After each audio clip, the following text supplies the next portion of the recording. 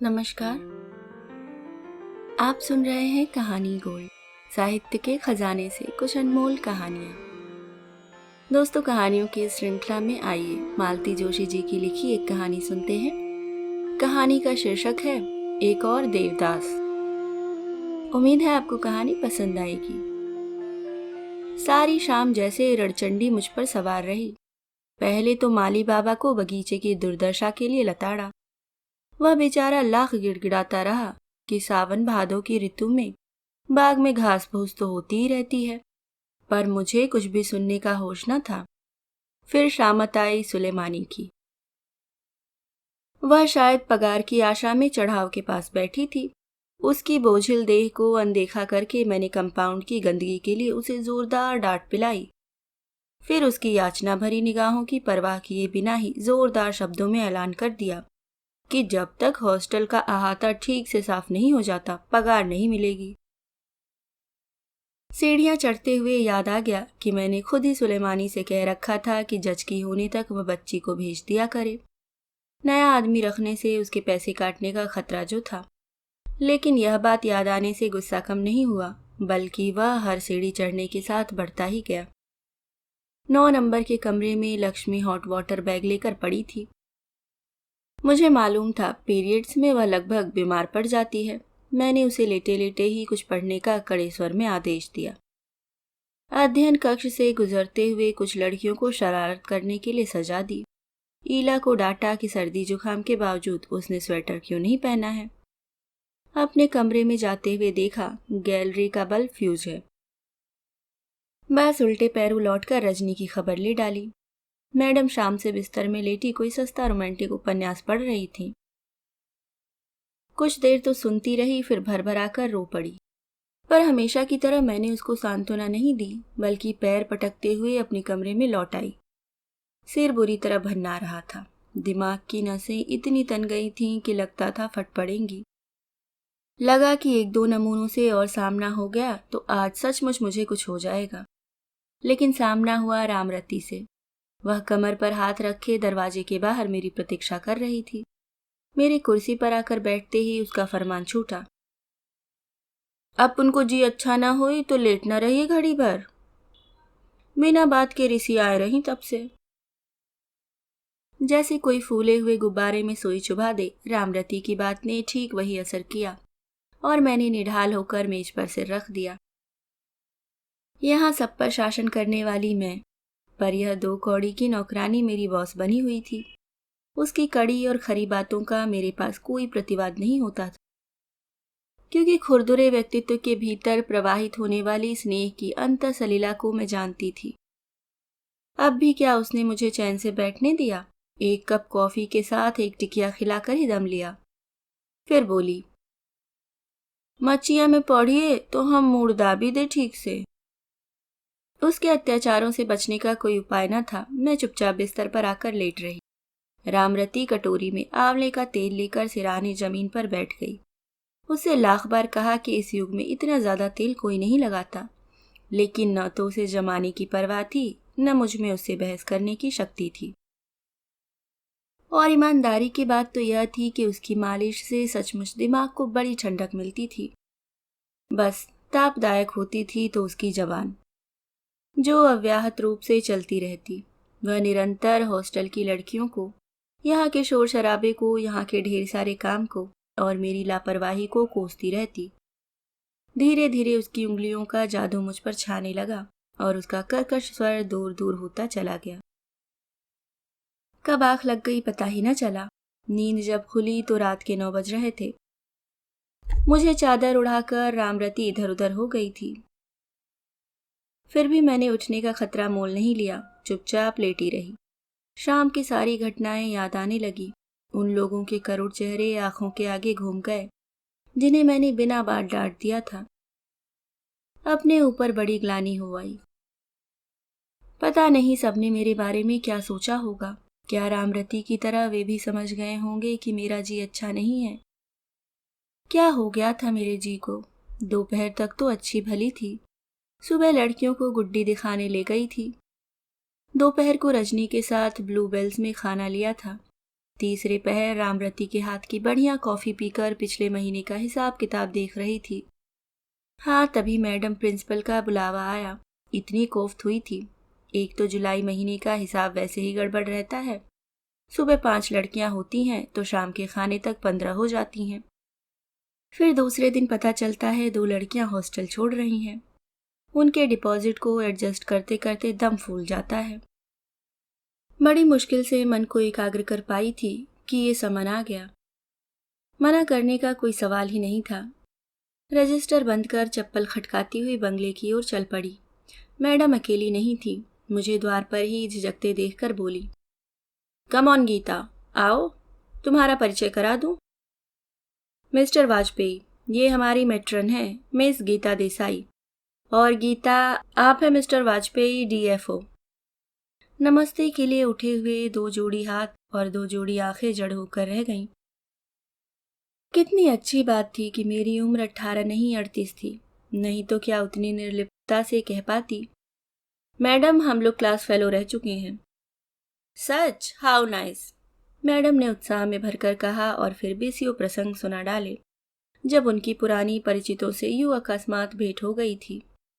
सारे वक्त मैं टेबल क्लॉथ की कढ़ाई को मन पर उतारने का प्रयास करती रही, कमरे में तीसरे व्यक्ति की उपस्थिति को झुठलाती रही, पर मैडम को जल्दी ही होश आ गया। मैंने आपको बोर तो नहीं किया? उन्होंने अपनी चिरपरिचित मुस्कान के साथ पूछा और फिर एकदम ऑफिशियल टोन में आकर बोली, अब काम की बात हो जाए। गीता, मिस्टर वाजपेयी अपनी बेटी को हमारे यहाँ रखना चाहते हैं। लेकिन मैडम, हमारे यहाँ जगह, मैंने प्रतिवाद करना चाहा। मुझे मालूम है, लेकिन we must treat it as a special case. अभी अप्रैल में ही इस लड़की की माँ का देहांत हो गया है। मिस्टर वाजपेयी अक्सर टूर पर रहते हैं। लड़की को अकेले तो घर पर नहीं छोड़ा जा सकता ना। ओह, सो सैड। मैंने सांत्वना में कुछ और भी कहना चाहा, पर शब्द ही नहीं मिले। बुत बनी बैठी रही। मैडम शायद चाय को कहने के लिए भीतर गईं। मैं भी उनका अनुसरण करना ही चाह रही थी कि कमरे की चुप्पी को तोड़ता एक प्रश्न आया, गीता, आज कितने अरसे के बाद मिले हैं ना हम लोग? 19 वर्ष बाद, मैंने क्लर्की लहजे में जवाब दिया। तुम जरा भी नहीं बदली। बदलना मेरा स्वभाव भी नहीं है। मैं लेकिन एकदम बूढ़ा लग उठा हूं ना। तुमने एकदम पहचान लिया, यही आश्चर्य है। एक बार अच्छी तरह पहचान लेने पर सहसा भूल नहीं पाती मैं। इस बार गहरी चुप्पी। फिर थरथराता प्रश्न आया, अब तक नाराज हो? अब मैं किसी से नाराज नहीं होती, मैंने ठंडे स्वर में जवाब दिया। लंगड़ाकर चलने वाली बातचीत वहीं रुक गई। डीएफओ वाली मुद्रा बनाकर उसने टाइम्स उठा लिया। मैं फिल्म फेयर के पन्ने पलटने लगी। मैडम किचन से लौटी। तब हम दोनों इसी तरह श्रेष्ठ संयत नजर आ रहे थे। चाय के बाद फॉर्म भरने का कार्यक्रम प्रारंभ हुआ। नाम? कुमारी बांसुरी वाजपेयी। पिता का नाम? प्रकाश नारायण वाजपेयी। कागज पर खरखराने वाली कलम जैसे मेरे कलेजे को चीरती चली गई। उन दिनों की याद हो आई जब यही नाम प्रकाश स्तंभ की तरह जीवन सागर के तट पर खड़ा था। इन्हीं अक्षरों में लिखे अनगिनत पत्र आज भी रेशमी रुमाल में बंधे संदूक की तलहटी में पड़े हैं। कितनी बार रातों को रामरती की आंख बचाकर उनका पारायण किया है। ये पत्र उन्हीं हाथों के लिखे हुए थे जो कभी मेरे लिए आकाश के सितारे तोड़ लाने का दम भरते थे। आज वही हाथ लड़की के लिए एडमिशन फॉर्म।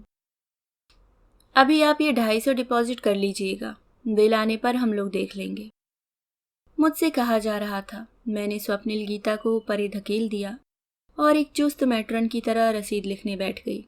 सारी औपचारिकताओं के बाद मेहमान विदा लेने को हुए। उन्हें बाहर तक छोड़ आने का भार मुझ पर सौंपा गया। गाड़ी में बैठते हुए उसने कहा, मैं बसों के लिए बहुत चिंतित था। मेरा हेडक्वार्टर भी यहाँ नहीं है, कोई लोकल गार्जियन भी नहीं दे सकता, लेकिन तुम यहाँ हो, अब मुझे कोई फिक्र नहीं रहेगी।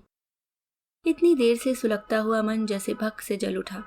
क्या कहने हैं जनाब के? सोच रहे हैं गीता बाहें फैलाकर खड़ी है उनके लाडली के स्वागत के लिए। हिप्पोक्रेट। तब से सारी शाम मानो मुझ पर रड़चंडी सवार हो गई थी। सुबह मैं देर तक सोती रही। किसी के डिस्टर्ब करने का सवाल ही नहीं था। रामरती के होते यमराज में मेरी देहरी नहीं लांघ सकते थे। लड़कियां बेचारी क्या हिम्मत करती। रजनी को बुलाकर बता दिया था कि एक नई एंट्री होने वाली है, वही सोच समझकर किसी कमरे में जगह कर दे। फॉर्म वगैरह भी मैंने उसे ही सौंप दिए। अचानक इतना बड़प्पन पाकर रजनी फूल गई। शाम की घटना से मुरझाया उसका चेहरा एकदम खिल उठा। उसका यही बच्चों का सा स्वभाव मुझे बांधे हुए था। अन्यथा काम के नाम पर वह जो भी करती थी वह सब शून्य ही था। नौकरी उसके लिए मजबूरी थी। कच्ची उम्र में वैधव्य का दाग लेकर जब वह मेरे पास आई थी तो मेरा मन पसीज उठा था। मैडम से कह सुनकर अपने असिस्टेंट के तौर पर मैंने उसे रख लिया था, पर एक दिन को भी उसका मन हॉस्टल की चारदीवारी में नहीं रम सका था। उसकी बड़ी बड़ी आंखें हमेशा दिवा स्वप्नों में खोई रहती। जीवन में जो उसे न मिल सका उसे वह रूमानी उपन्यासों या चलचित्रों में ढूंढा करती। इसी कारण मुझे उस पर प्यार भी आ जाता था। इसी बात पर वह मेरी डांट भी खाया करती थी। रजनी को विदा कर मैंने फिर सो जाने का नाटक किया, पर लगा जैसे सारी संवेदनाएं किसी अनाम बिंदु पर एकत्रित हो रही हैं। मैं खुद समझ नहीं पा रही कि मुझे क्या हो रहा है। तभी गेट पर वह हॉर्न सुनाई दिया। मस्तिष्क का तनाव एकदम कम हुआ जा रहा था। मुझे अपने ऊपर क्रोध भी हुआ और आश्चर्य भी। एक ही दिन में मैं उस हॉर्न को पहचानने लगी थी। इनडिफरेंट होने का इतना बड़ा नाटक रचकर भी अनजाने में केवल उसकी प्रतीक्षा ही कर रही थी। मेरे लाख विरोध करने के बावजूद मेरी कल्पना उसे गाड़ी से उतरते देख रही थी। तब से लेकर बेटी से विदा लेने के अंतिम दृश्य तक सब कुछ मैं अपने मानस पलट पर देखती रही। जब तक गाड़ी वापस नहीं चली गई मेरा मन मेरा अपना नहीं रह गया था।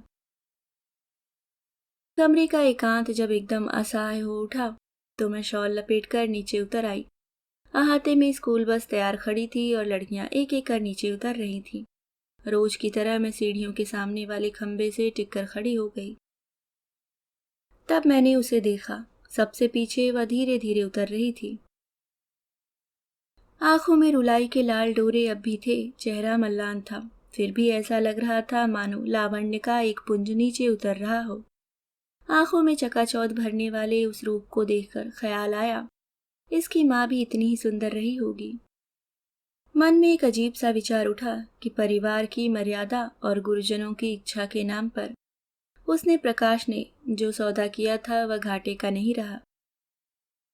कितनी स्वीट है ना। रजनी के इन शब्दों से मुझे होश आया कि मैं अनिमेष नेत्रों से उस मुग्ध सौंदर्य का अनुसरण कर रही हूँ। फिर एक बार अपने ऊपर क्रोध आया। कुछ तीखी बात कहकर इस प्रशंसा को झुठलाने का प्रयास करना चाह रही थी, पर रजनी ने अवसर ही न दिया। उसकी कमेंट्री अभी जारी थी। दीदी, आपने इसके फादर को देखा? क्या टॉप पर्सनालिटी है, एकदम एक्टर जैसे लगते हैं, इतने यंग दिखते हैं, विश्वास ही नहीं होता इतनी बड़ी लड़की के पिता हैं। मैंने आहत होकर रजनी की ओर देखा, पर मेरी व्यथा से बेखबर उसकी आंखें एक स्वप्निल चमक से भर उठी थीं। पुरुष मात्र उसका वीक पॉइंट था। शादी के 3-4 महीनों में उसका स्वर्गीय पति उसके मन में अपनी अमिट याद नहीं छोड़ सका था, पर उसके मन में अपनी जाति के प्रति मोह अवश्य जगा गया था। रूढ़िवादी परिवार से विद्रोह करने का साहस जुटा पाती तो रजनी कब की दूसरी गृहस्थी बसा चुकी होती।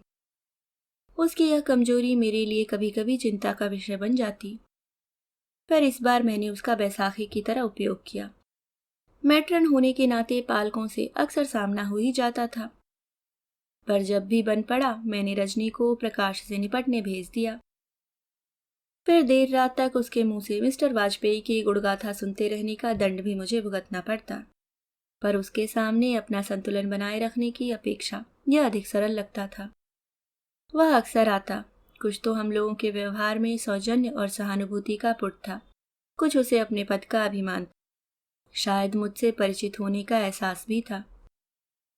इसलिए वह अक्सर हॉस्टल के नियमों को ताक पर रख कर ही आता। जब जी होता बेटी को 2-4 दिन के लिए लेवा जाता। रजनी से यह आशा करना व्यर्थ था कि वह उन्हें इस व्यवहार का अनुचित समझा सकेगी। यह कठोर कर्तव्य आखिर एक दिन मुझे ही करना पड़ा। एक शाम करीब 7 बजे ही वह धमका। रजनी की उत्सुक आंखों को अनदेखी करके मैंने ही उसे रिसीव किया। देखिए मिस्टर वाजपेयी, मैंने छूटते ही कहा, हमारे यहाँ मिलने वालों के लिए एक खास दिन, खास समय नियत है। घर जाने के लिए भी कुछ नियम है। इनमें अगर हम बार बार ढील देने लगेंगे तो हमारे अनुशासन में बड़ी गड़बड़ी आ जाएगी। देखो गीता, उसने मेरी औपचारिकता की परवाह किए बिना कहा, तुम्हें मालूम है मैं टूरिंग ड्यूटी वाला आदमी हूँ। तुम्हारे और मेरे टाइम टेबल में हमेशा फर्क बना ही रहेगा। इसलिए रूल्स और रेगुलेशंस तुम मुझे मत सुनाया करो। तुम अच्छी तरह जानती हो उससे मिलने मुझे ही आना होता है। उसकी माँ होती तो मैं इतनी चिंता न भी करता। और फिर एक तीखी हंसी के बाद बोला, माँ होती तो इस नरक जैसी रोटन जगह में वह आती ही क्यों। इतनी खीज हो आई, पता नहीं उसके गहरे आत्मविश्वास पर या उसकी पत्नी के उल्लेख पर या छात्रावास की आलोचना पर मेरा मन आप में नहीं रहा। बहुत ही सख्त स्वर में मैंने जवाब दिया, I am sorry about her mother, लेकिन देखिए यहाँ जो भी आता है हर एक की अपनी प्रॉब्लम्स होती हैं। नहीं तो घर छोड़कर कोई इस नरक में नहीं आता, इसलिए नियम सबके लिए एक सा ही है। उसने विस्मित होकर व्यथित होकर मुझे देखा, फिर एज यू प्लीज कहता हुआ कुर्सी से उठकर खड़ा हुआ। दरवाजे तक पहुंचकर कुछ देर ठिठका, फिर बोला, काश तुम समझ पाती उस बड़े से बंगले में अकेली रात गुजारना क्या होता है। इतने इतने दिनों के बाद लौटता हूँ तो वह खाली घर मुझे काटने दौड़ता है। इसलिए पहले सीधा यहाँ आता हूँ। लड़का उतनी दूर पवई में है, बार बार घर आ भी नहीं सकता, और उसके होने पर भी घर में वह रौनक कहाँ आ पाती है। लेकिन तुम इतनी भी मेहरबानी नहीं कर सकती, ठीक है। और वह एकदम पलटकर सीढ़ियों की ओर बढ़ गया। उसके कंधे एकदम झुकाए थे और पैर मन मन भर के हो रहे थे। मैं पत्थर की मूर्ति बनी खड़ी उसे देखती रही। इच्छा हुई कि दौड़कर बसु को बुला लाऊं और उसके साथ भेज दूं, पर हिल ही न सकी। डर लग रहा था, पता नहीं क्या कर बैठूंगी। सारी बात कहते हुए उसकी आवाज, उसकी आंखें कैसी गीली गीली हो आई थी। चेहरा एकदम वही 20 साल पहले वाला हो गया था, जब वह जरा भी उदासीनता का आभास पाकर व्यथित हो उठता था। उसका रूठना, उसकी शिकायतें, उसके उलाहने तब भी मुझे इसी तरह मथ जाते थे। तब उसे मनाने का एक ही तरीका होता था, उसके घुंघराले बालों वाला सिर दोनों हाथों में थाम कर। पी। कार की कर्कश हॉर्न ने एकदम मुझे वर्तमान में ला खड़ा किया। उस कर्ण कटु आवाज से पता लग रहा था जाने वाला यहाँ से किस मूड में गया है। चौंक कर मैंने इधर उधर देखा। अभ्यागत कक्ष के आसपास सब शांत था। निश्चिंत होकर मैंने अपने कमरे की राह ली। ऊपर जाकर देखा, बांसुरी अपलक आंखों से सड़क को निहार रही है। उसकी उदास मुद्रा देखकर अपने आप पर ग्लानि हो आई। मेरे कारण आज उसके पिता से भेंट नहीं हो पाई। आखिर इतना कठोर बनने की क्या जरूरत थी। मन हुआ उसे सांत्वना दूं, पर डर हुआ पता नहीं क्या कह बैठूंगी। क्योंकि जब भी इस लड़की के लिए सहज ममता उमड़ी है, मन की देहरी पर खड़े होकर किसी ने बार बार कहा, तुम यहाँ हो गीता, अब मुझे वसु की कोई चिंता नहीं रहेगी। तब एक अजीब सी जिद हुई है इस विश्वास को झुठलाने की। ममता का स्रोत वहीं सूख गया है और सारा लहजा ही एकदम सख्त हो उठा है। कमरे में रामरती कपड़ों पर प्रेस कर रही थी। उसी से जाकर कहा, सुनो जरा बसु को जाकर समझा दो, आज पिताजी जरा जल्दी में थे, इसी से मिल नहीं पाए। अगली बार जरूर मिलकर जाएंगे। ऐसे कामों के लिए रामरती के उत्साह का अंत नहीं होता। पता नहीं कैसे और कब वह सबकी मौसी बन बैठी है। इस बार भी जो गई तो पूरा आधा घंटा बिता कर लौटी। तब तक मैं 3 साड़ियां प्रेस कर चुकी थी। तुम भी अजीब हो, जहां जाती हो चिपक कर रह जाती हो। जानती नहीं हो क्या कि यह लड़कियों के पढ़ने का समय है, मैंने चिढ़कर कहा। लेकिन उसने बड़ी स्थित प्रज्ञता से अपना काम फिर शुरू कर दिया, जैसे इस बीच कुछ हुआ ही ना हो। फिर कुछ देर बाद धीरे से बोली, हमका तो ये बिटिया प्यार लागत है। प्यार लगने लायक है ही, मैंने कहा। तो आप रिस क्यों रही थी हमसे? मैंने आश्चर्य से पूछा। और लड़किन ते तो आप लड़िया के बतरात रही, पर ई बंसरी संग तो हम आपको कबहू न देखे हुई। मैं तो स्तब्ध रह गई। क्या रामरती की तीखी नजरों से मैं अपने आप को बचा नहीं सकी हूँ? यह महामाया पता नहीं कितना और क्या क्या जान गई है। लेकिन थोड़ा दिमाग पर जोर देने से समझ में आ गया कि अचरज की कोई बात नहीं थी। रामरती की तो खैर बात ही अलग थी। मेरा यह अजीब सा आचरण छात्रावास की लड़कियों से भी छिपा हुआ नहीं था। पता नहीं कैसे उन नन्हे नन्हे मस्तिष्कों में यह बात बैठ गई थी कि बसु को दीदी की नज़रों से बचाना ही है। वे एक चक्रव्यूह सा बनाकर उसकी रक्षा करती। कोई उसकी यूनिफॉर्म प्रेस कर देती, कोई उसके बिस्तर की सलवटें ठीक करती, कोई उसके होमवर्क में मदद कर देती, तो कोई उसे सुबह सवेरे जगाने के लिए पहुंच जाती। उसकी किसी भी गलती को अपने ऊपर लेने के लिए उसकी सहेलियों में होड़ सी लगी रहती। जितनी ही दृढ़ उनकी व्यूहरचना होती, अपने अधिकार के बल पर मैं उतनी ही निर्ममता से छिन्न भिन्न कर देती। मेरी अनुशासन प्रियता उस समय सीमा लांघ जाती और उन लोगों के असहाय चेहरे देखने में मुझे एक आसुरी आनंद आता। रात के एकांत में जब दिन भर की घटनाओं को याद करती तो मन एक रिक्त अवसाद से भर उठता था। तब दिन भर का कहा सुना किसी जादू से पोंछ डालने की इच्छा होती। पर पछतावे की यह बदली सुबह की पहली किरण के साथ ही पता नहीं कहाँ बिला जाती थी। मन जैसे कमर कसकर फिर मैदान में आ डटता। जिसे एकदम निगलेक्ट करने का सोच बैठी थी, वहीं आठों पहर चिंतन का विषय बन गई थी। एक पल को भी मुझे उसकी उपस्थिति नहीं भूलती थी।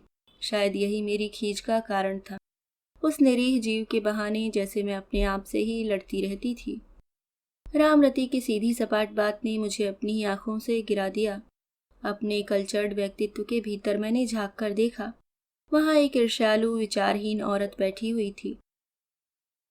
सारा का सारा अवचेतन एक अनदेखी अनजान नारी के प्रति ईर्ष्या से लबालब भरा हुआ था। यह बहुत गर्व करने लायक बात न थी। उसके बाद पता नहीं कितने दिनों तक मैं अपने आप में खोई रही। वे दिन हॉस्टल के लिए रामराज्य रहे होंगे। दिन भर गुमसुम बनी मैं आत्मविश्लेषण करती रहती। कहीं बहुत गहरे एक अपमानजनक अनुभूति थी कि प्रकाश ने उम्र का एक लंबा पड़ाव पार कर चुकने के बाद भी मुझे प्रतीक्षा में आंखें बिछाए देख लिया है। उसके फिर से एकाकी पड़ जाने में एक क्रूर संतोष अनुभव होता था। इसी अनुभूति के साथ एक पतली सी आशा की डोर भी लिपट गई थी। इस संपूर्ण एहसास को दिन भर नकारते रहने से ही मन यूं श्रांत कलांत हो जाता था। दशहरा दिवाली की छुट्टियों को लेकर हॉस्टल एक सुखद हलचल से भर उठा। तब कहीं जाकर मेरी भाव समाधि टूटी। उन दिनों काम का कोई अंत नहीं था। 2 दिन पहले से लड़कियां घर जाने लगी थी। सामान मेरा भी बंध रहा था। मेरा सेट प्रोग्राम था। ये छुट्टियां मैं भैया के पास बम्बई में बिताती। गर्मी की छुट्टियों के 2 भाग होते। मई में बड़ी दीदी के पास बंगलौर में रहती। जून में छोटी दीदी के पास दिल्ली में पड़ाव डलता। इस बार रजनी भी मेरे साथ जा रही थी। बम्बई देखने की बरसों की साथ थी उसकी। छुट्टी से 1 दिन पहले शाम को मैडम ने मुझे बुला भेजा। गीता, मिस्टर वाजपेयी का टेलीग्राम आया है। वह दशहरे के बाद ही आ सकेंगे। आई एम अफ्रेड तुम कल नहीं जा सकोगी। अच्छी मुसीबत है। इतने दिनों का जब्त किया हुआ गुस्सा उफन कर बाहर आने लगा। I am so sorry. वैसे उन्होंने अपने एक मित्र का पता भी दिया है, पर अब तक तो उसका कोई लोकल गार्जियन नहीं था। ऐसी हालत में हम लड़की को वहां कैसे भेज सकते हैं। मैं चुप रही। कहती भी क्या। तुम रिजर्वेशन की चिंता मत करो, उसका जिम्मा मेरा रहा। मैडम ने सांत्वना दी। सिर्फ रिजर्वेशन की ही तो बात नहीं है मैडम। भैया भाभी कितने निराश होंगे। उत्तेजना के कारण मुझसे बोला नहीं गया। ऐसी बात है तो बांसुरी को मेरे पास छोड़ जाना। मैं तुम्हारी जिम्मेदारी शेयर कर लूंगी। उनके स्वर में ऑब्लिगेटरी टोन था। फिर विषय बदलती सी बोली, यह बताओ गीता, भैया भाभी कभी और भी तुम्हारी राह देखते हैं या सिर्फ इन्हीं छुट्टियों में तुम्हारी याद आती है। जी, मैं आपका मतलब नहीं समझी। मतलब तो बिल्कुल साफ है। ये बंधे बधाए दिनों में बंधे बधाए लोगों के यहाँ जाकर टिकना क्या इसी को जिंदगी कहते हैं। कहीं तो कोई घर ऐसा होना चाहिए जहाँ आदमी जब चाहे जितना चाहे जाकर रहे, जहाँ अपने स्वागत के लिए भारी भरकम प्रेजेंट्स की कीमत न चुकानी पड़े, जहाँ तुम। आप यह सब मुझे क्यों सुना रही हैं? मैंने घबरा कर कहा। मुझे कभी किसी घर की कमी महसूस नहीं हुई। इसलिए कि तुम्हारे पास हॉस्टल के 2 कमरे हैं जो तुम्हारे अपने हैं, लेकिन ये तुम्हारी नौकरी के साथ हैं। जिस दिन नौकरी न रहेगी ये भी न रहेंगे, तब कहाँ जाओगी? कुछ सोचा है? उसके लिए तो अभी अरसा पड़ा है मैडम। अभी से क्यों परेशान हुआ जाए? मैंने पीछा छुड़ाते हुए कहा। पागल हो, जब सोचने की फुर्सत पाओगी तब बहुत देर हो चुकी होगी। गीता माय डार्लिंग, समय रहते ही सोचना चाहिए। उन्होंने मेरे कंधे थपथपाकर कहा। मुझे तो रुलाई सी छूटने लगी। मैडम इन दिनों बहुत भावुक हो चली थी। उनका एक्सटेंशन पीरियड भी समाप्त होने को था। अपने भावी एकांतवास की कल्पना मात्र से वे घबरा उठी थी। इसी से शायद अपनी प्रिंसिपल की कुर्सी से उतरकर वे मेरे ऊपर इतना स्नेह उड़ेल गईं। मेरे लिए उनका प्यार, उनकी चिंता नई थी। 15-16 वर्षों के लंबे समय में वे मेरे लिए अफसर नहीं रह गई थी, बड़ी बहन बन गई थी। इस बीच उन्होंने बीसियों बार मुझे समझाया था। कई बार वे मेरे लिए प्रपोजल्स लाई थी। कई बार उन्होंने मुझे लोगों से इंट्रोड्यूस कराया था। अपना मोटा सा चश्मा लगाकर टाइम्स का मैट्रिमोनियल्स वाला पेज पढ़ना तो उनकी खास हॉबी थी। पर आज की तरह कातर उन्हें पहले कभी नहीं देखा। इसी से शायद आज वे मुझे भीतर तक मत गईं। घर जाने की इच्छा जैसे मर ही गई। कार्यक्रम के हेरफेर की बात सुनकर रजनी पहले तो मुंह लटका कर बैठ गई, लेकिन ज्यादा देर तक उदास होकर बैठना उसके स्वभाव में नहीं था। उसने लोकल पेपर उठाकर सिनेमा वाला पेज अच्छी तरह देख डाला, फिर किसी सहेली के यहाँ 2 दिन रहने की परमिशन लेकर चली गई। शाम तक हॉस्टल का अहाता रिक्शों और तांगों का स्टैंड नजर आता रहा। मोटर के तेज हॉर्न के बीच टाटा और बाय बाय की महीन आवाजें भी गूंजती रहीं। मैं सबको विदा करके ऊपर आई। कमरे में देखा 2 बिस्तर लग रहे हैं। यह दूसरा बिस्तर किसके लिए है रामरती? रजनी दीदी तो शहर में ही रहेंगी आज, मैंने कहा। ई तो बंसरी के बिछौना है। सारी अटारी तो भूतहा सी लागत है।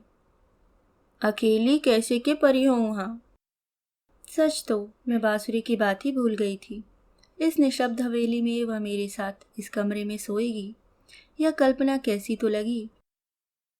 वैसे यह बात नई नहीं थी, ऐसा कई बार हुआ है। कई लड़कियां हॉस्टल में एडजस्ट होने तक यहाँ सोती रही हैं, पर यह लड़की, मुझे तो उसके साथ खाने की मेज शेयर करने में भी संकोच हो रहा था। वह भी उतनी ही सहमी हुई थी, पर रामरती के होते हुए मुझे इतना परेशान होने की जरूरत नहीं थी। हमेशा की तरह संभाषण का सारा भार उसने अपने ऊपर ले लिया था। खाना तो जैसे तैसे खा ही लिया। रात लेकिन बड़ी देर तक नींद नहीं आई। सिर्फ 2 हाथ की दूरी पर उसकी बेटी लेटी है, यह एहसास ही बेचैन किए हुए था। पिछले पहर आंख लगी भी तो अजीब अजीब सपने आते रहे। कभी देखा गेस्ट रूम में खड़ा हुआ प्रकाश अपने अकेलेपन की दुहाई दे रहा है और मैं कह रही हूँ, बस इतने में ही घबरा गए। यहाँ तो सारी जिंदगी अकेले काट दी है। भीड़ के बीच का यह अकेलापन पूरे 19 बरस झेला है, पर मैंने तो कभी इस तरह चीख पुकार नहीं मचाई। कभी देखा मैडम का सारा सामान ट्रक पर लग चुका है, लेकिन वे कुर्सी पकड़कर बैठ गई हैं और चीख रही हैं, यह मेरा घर है, मैं इसे छोड़कर नहीं जाऊंगी। आई से गो अवे। कभी देखा कॉलेज कैंपस में गुलमोहर के पेड़ों के नीचे बैठी हूँ। दोपहर से शाम हो चली है और उसका कोई पता नहीं है। तभी कोई आकर कहता है, तुम्हें मालूम है उसने किसी और लड़की से शादी कर ली है, और सारा वातावरण एक अट्टहास से गूंज उठता है। मैं घर की ओर भागती हूँ, पर वह हंसी जैसे पीछा ही नहीं छोड़ती। हर सपने के बाद जब भी आँख खुली मैं पसीने से नहा उठी थी। आखिर में चादर फेंक कर उठ बैठी। सिर इतना भारी हो रहा था। घड़ी में देखा 5 बजने में कुछ ही देर थी। दबे कदमों से चलकर सीधी बाथरूम पहुंच गई। नल आ चुके थे। शावर के नीचे देर तक बैठी रही, तब कहीं जाकर सिर हल्का हुआ। कमरे में लौटी तो देखा बांसुरी अब भी सो रही थी। अपने बिस्तर पर बैठकर बाल सुलझाती हुई मैं उसे निर्निमेष देखती रही। अपनी गुलाबी नाइटी में एकदम 10-12 साल की लग रही थी। नींद में बेसुध उसका चेहरा मुंदे कमल सा लग रहा था। सोते हुए भी उसके मुख पर एक उदास छाया थी। एकाएक मन में एक हाहाकार सा उठा, यह प्यारी सी बच्ची कभी मेरी भी हो सकती थी। शायद यही कसक इतने दिनों से मुझे सालती रही थी। आज के ब्रह्म मुहूर्त में मैंने उसे बेझिझक स्वीकार कर लिया। इतई बिन सारे से नहावे की कौन जरूरत रही है आज? छुट्टी ना हुई का आज? रामरती के कर्कश स्वर से सिर्फ मैं ही नहीं चौंकी, बसु भी हड़बड़ा कर उठ बैठी। रामरती पर इतना गुस्सा मुझे कभी नहीं आया होगा। जरा धीरे नहीं बोल सकती महारानी तुम? सारा मोहल्ला जगा कर रख देती हो। मैंने चिढ़कर कहा। फिर बसु से बोली, यह हॉस्टल नहीं, मेरा घर है। यहाँ इतनी जल्दी उठकर करोगी भी क्या? बिस्तर बिछा लो फिर से और सो जाओ। उसने बिस्तर तो बिछा लिया पर सोई नहीं। सहमी सहमी आंखों से कभी मुझे और कभी रामरती को देखती रही। उधर रामरती का अखंड पाठ शुरू हो गया था और मुझे इच्छा हुआ ही उन झील सी उदास और गहरी आंखों में अपने लिए प्यार और विश्वास की झलक देखने की। सोचा, पता नहीं है लड़की मेरे लिए मन में कितनी नफरत, कितना तिरस्कार लिए बैठी है। आज एक बारगी सारे अविश्वास, सारी घृणा मिटा देनी होगी।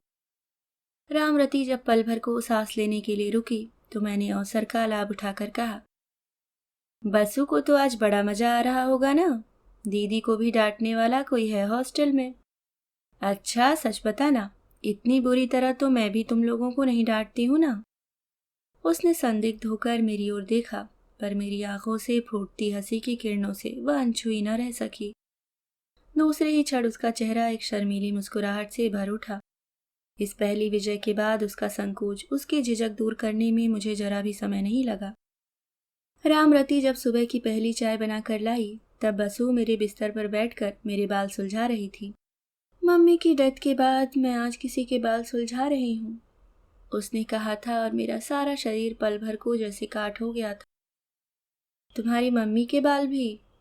जी, इतने ही लंबे थे पर सुनहरे थे। बीमारी में सारा शरीर सूख गया था पर बालों में कोई फर्क नहीं आया था। इतने उलझ जाते थे, काटते हुए उन्हें कितनी तकलीफ होती थी, पर किसी दिन उन्होंने कैंची नहीं लगाने दी। तुम्हारी मम्मी क्या बहुत दिन बीमार रही बसु? कहाँ, सिर्फ 2 ही साल तो, जबकि डॉक्टर साहब कह रहे थे कि इस तरह के मरीज बरसों निकाल देते हैं। डॉक्टर साहब कह रहे थे बीमारी से इतनी परेशान हो गई थी कि उनमें जीने की इच्छा ही मर गई थी। फिर दवाइयों से क्या होता है? मेरे बालों को सहलाते हुए उसके हाथ रुक गए थे। मैंने मुड़कर देखा, उसकी आंखें डबडबा आई थीं।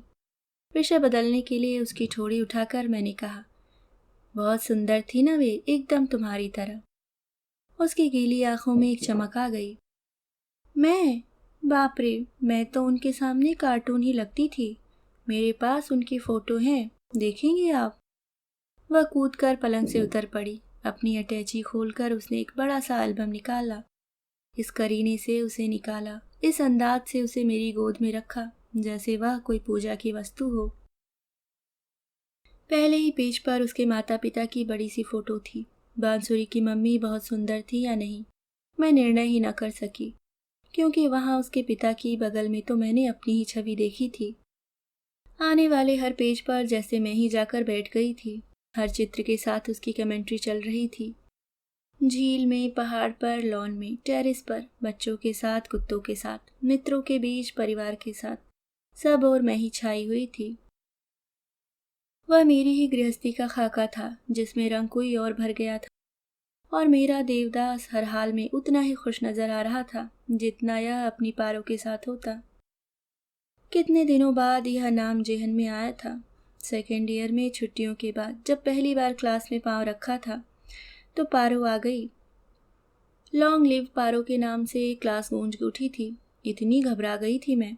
बाद में देखा हजरत हमारे विरह में दाढ़ी बढ़ाए, बाल बिखराए, आंखों में जागरण के लाल डोरे लिए अच्छे खासे देवदास बने बैठे हैं। तब से यही नाम चल पड़ा था। प्रकाश की शादी की बात सुनकर यही सारे लोग मुझे सांत्वना देने के लिए दौड़ पड़े थे। उनके दुख का, उनके रोष का अंत नहीं था। तब सूखी हंसी के साथ मैंने ही उन्हें समझाया था, देवदास और पारो की कहानी कभी सुखांत हुई है भला? उस जन्म में पारो ने अनचाही गृहस्थी का बोझ ढोया था। इस बार सजा देवदास को भुगतने दे। लेकिन कहाँ, जरा भी तो ऐसा नहीं लगा कि बोझ अनचाहा था। उसके दाम्पत्य जीवन का सारा चित्रपट मेरी आंखों के सामने था। कहीं भी तो कोई ऐसी सेंध नहीं थी जहां से होकर मेरी याद झांक सकती। एल्बम लौटाते हुए मन एकदम सूना सूना लग उठा था। उस खालीपन को भरने के लिए मैंने कुछ देर को अपना बचपन फिर से ओढ़ लिया। नवरात्रि के मेले में दिन भर चाट खाती फिरी।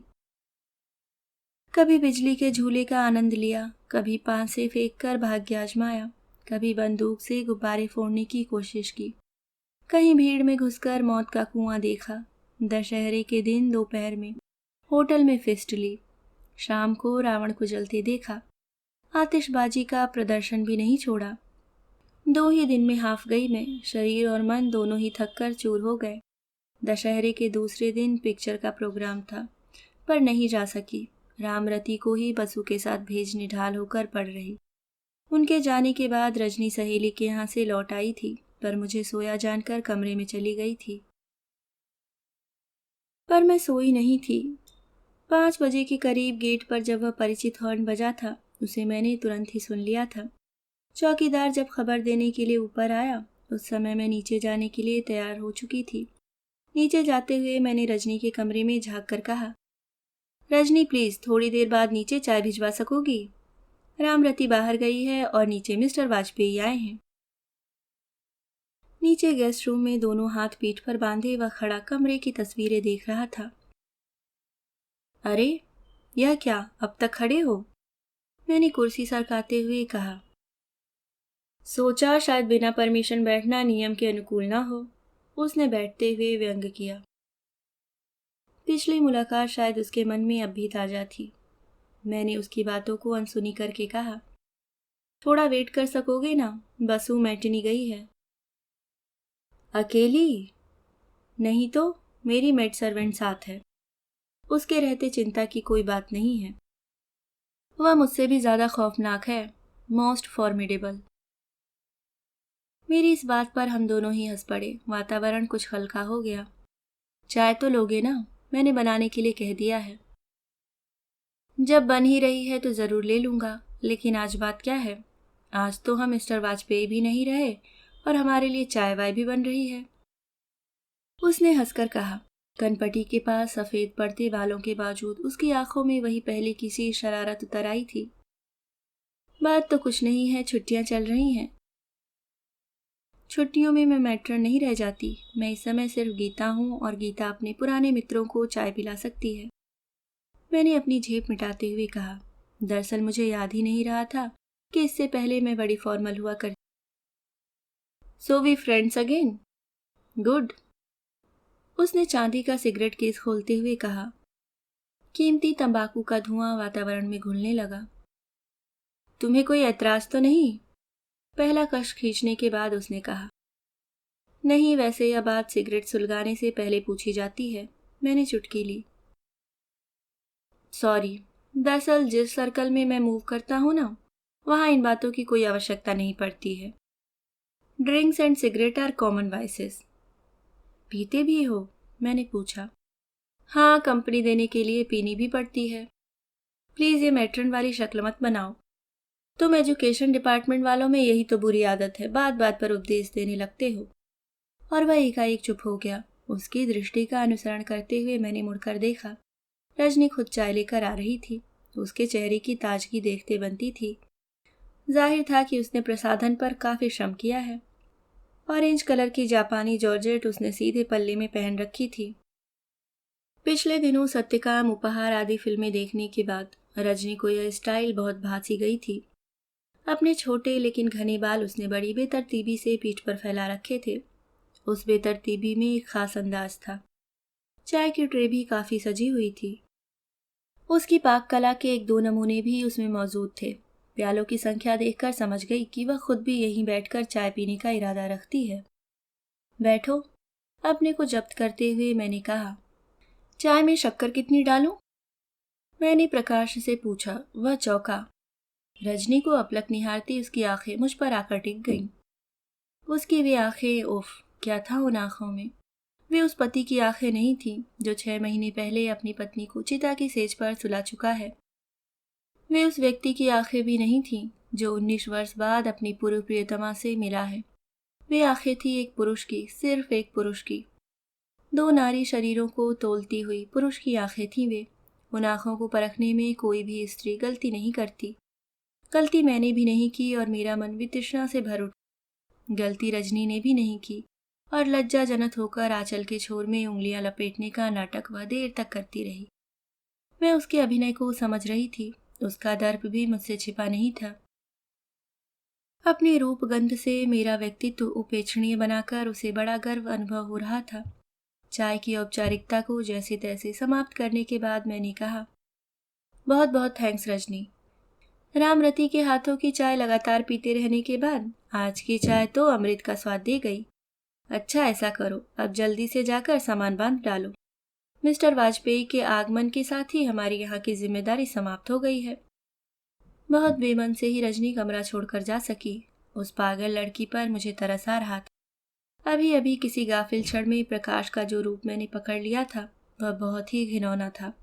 उसके बाद उसके सामने बैठना मेरे लिए भी एक यंत्रणा थी। रजनी बहुत ही प्यारी लड़की है। देखो ना, इतनी छोटी सी उम्र में ही उसे कैसा दुख देखना पड़ा है। You know she is widow. अगर कोई अच्छा सा लड़का नजर में हो तो बताना। मैंने उसकी थासी लेते हुए कहा। श्योर श्योर, उसने सिगरेट सुलगाते हुए कहा। And what about you? मतलब तुमने अपने बारे में भी कभी सोचा है? मुझे डर हुआ कि वह अपना 20 साल पुराना प्रस्ताव फिर से दोहराने जा रहा है। कम से कम इस समय मैं उसे सुनने के मूड में नहीं थी, इसलिए मैंने उत्तर दिया, मैंने अपने लिए जो रास्ता चुना है खूब सोच समझ कर ही चुना है। मेरा टेम्परामेंट बिल्कुल अलग है। यह घर गृहस्थी का झंझट मुझे कभी रास नहीं आया। सच कह रही हो? तुम जानते हो मैं झूठ कभी नहीं बोलती। उसने छुटकारे की एक लंबी सांस ली। मेरी नजर बचाकर ही ली थी, इसलिए मैंने देखकर भी अनदेखा कर दिया। गीता, आज मन से एक बड़ा सा बोझ हट गया। कैसे? उस दिन प्रिंसिपल मैडम के बंगले पर तुम्हें पहली बार देखा, तब से बड़ा गिल्टी फील कर रहा था। सोचा था तुम्हारे साथ फिर एक अन्याय करने जा रहा हूं। उस बार तो परिस्थितियों पर मेरा नियंत्रण नहीं था। इस बार जब तुम मिली तब पीछे लौटने का उपाय नहीं रह गया था। मैं समझी नहीं।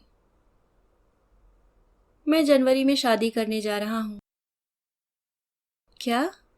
मैं तो अवाक रह गई थी। प्रकाश तुम्हें... please Gita, I am fed of criticism. I have had enough of it. What I require is a little sympathy. Give it if you can.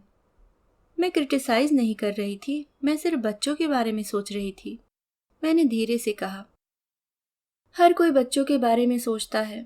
मेरे लिए सोचने के लिए जैसे कुछ है ही नहीं। बच्चों के सामने अपनी पढ़ाई है, कैरियर है, फ्यूचर है। मेरे पास क्या है? My life has become a vacuum. बच्चे छोटे होते तो उन्हें पालने का काम तो सिर पर होता, अब क्या है? वह बोलते हुए हाफ गया था। बच्चे छोटे नहीं हैं, यही तो बड़ी चिंता का विषय है। वे बड़ी डेलिकेट उम्र से गुजर रहे हैं। शादी करने के लिए मैं मना नहीं करती, but don't you think it is bit early? शायद, लेकिन जरा मेरी ओर भी तो सोच कर देखो। बच्चों ने अपनी माँ को अभी सिर्फ 6 महीने पहले खोया है, लेकिन अपनी पत्नी से बिछुड़े तो मुझे 2 साल से ज्यादा हो गए। प्रकाश, चीखो मत गीता। सच हमेशा चौंका देने वाला होता है, इसलिए बहुत कम लोग सच बोलने की हिम्मत कर पाते हैं। मेरा दोष सिर्फ यही है कि मैं ईमानदारी से स्वीकार करता हूँ कि मैं साधु महात्मा नहीं हूँ, एक साधारण सा इंसान हूँ। तुम चाहो तो मुझे एक कमजोर इंसान कह सकती हो। और अब प्रश्न सिर्फ मेरा ही तो नहीं है, एक और जिंदगी भी तो जुड़ी हुई है मुझसे। For how long she has to wait? अरे हाँ, मैं तो पूछते पूछते ही रह गई। कौन है वह? क्या नाम जान सकती हूँ? मैंने बात का रुख मोड़ते हुए कहा। उसके चेहरे का आक्रोश पता नहीं कहाँ खो गया। स्वर में उत्साह सा भर उठा। बोला, उसका नाम इंदु है, डॉक्टर इंदु मखीजा। वह हमारी नेक्स्ट नेबर है। रमा की, बसु की मम्मी की बीमारी में she was a great help. उसकी डेथ के बाद तो बच्चों को उस पर ही छोड़ दिया था मैंने। बच्चे भी उसे बहुत चाहते हैं। I am sure they will welcome her in the family. उसकी बातें मैं कानों से सुन भर रही थी। अपनी कल्पना में मैंने साफ देख लिया था कि इस प्रणय के बीज उसकी पत्नी के जीवन काल में ही पड़ गए थे। बसु ठीक ही कह रही थी। मम्मी की जीने की इच्छा ही मर गई थी। इतने वर्षों तक रूप और यौवन का अर्ध देकर भी जो पति के मन को बांध नहीं पाई थी, वह किस विश्वास के सहारे मौत से संघर्ष करती। चली गई बेचारी। और यह आदमी 19 वर्षों के भरे पूरे विवाहिक जीवन की स्मृतियों को पत्नी के साथ ही चिता पर चढ़ा आया। इधर मैं कॉलेज के उन मुट्ठी भर स्वप्निल क्षणों पर ही अभिमान किए बैठी रही। अपनी बेवकूफ़ी पर मुझे आप ही तरस आ रहा था। प्रकाश बार बार आश्वस्त होना चाह रहा था कि उसने मुझ पर फिर से कोई अन्याय नहीं किया है। मैं उसे हर बार विश्वास दिला रही थी कि मेरे कारण वह अपने कॉन्शियस को तकलीफ न दे। उसे लेकर मन में अगर कोई कमजोरी थी भी तो वह समय के गर्भ में खो गई है। और मैंने झूठ नहीं कहा था। जिस प्रकाश से मैंने प्रेम किया था वह सचमुच कहीं खो गया था। उसकी धुंधली सी परछाई मेरे संदूक में रेशमी रुमाल में लिपटे पन्नों में सुरक्षित थी। सामने कुर्सी पर बैठा हुआ मिस मखीजा का गुणगान करने वाला व्यक्ति बसु की मम्मी का पति था। इस अनदेखी अनजानी नारी के प्रति कभी मन में ईर्ष्या की एक लहर सी उठ जाती थी, पर इस क्षण सहानुभूति का सैलाब उमड़ रहा था।